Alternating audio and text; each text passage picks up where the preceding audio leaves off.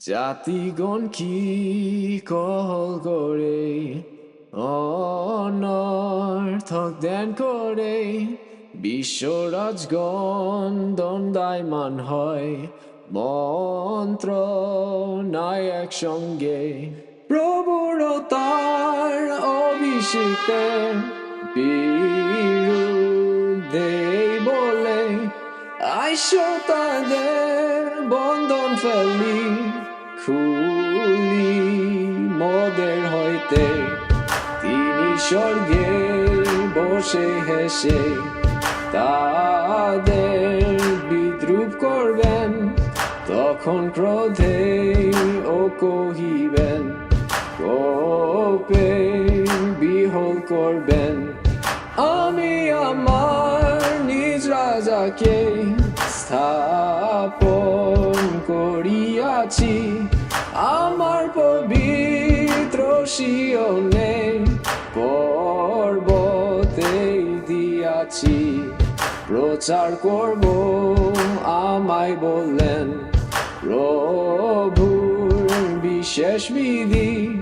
তুমি মোর পুত্র আজ তোমায় জাত করিয়াছি যাচনা করো সব জাতিকে তোর দদায়াংশ করব পৃথিবীর শান্ত সব তোমায় সম্পদ হিসাব দিব তুমি লোহ দণ্ড দ্বারা তাদেরকে ভাঙিবে কুমারের পাত্র নেই খন্ড বিখন্ড করিবে অতএব এখন রাজাগণ ভালো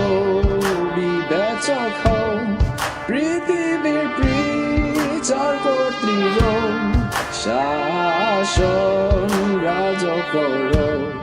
তোমরা ভয়ে সদা প্রভুর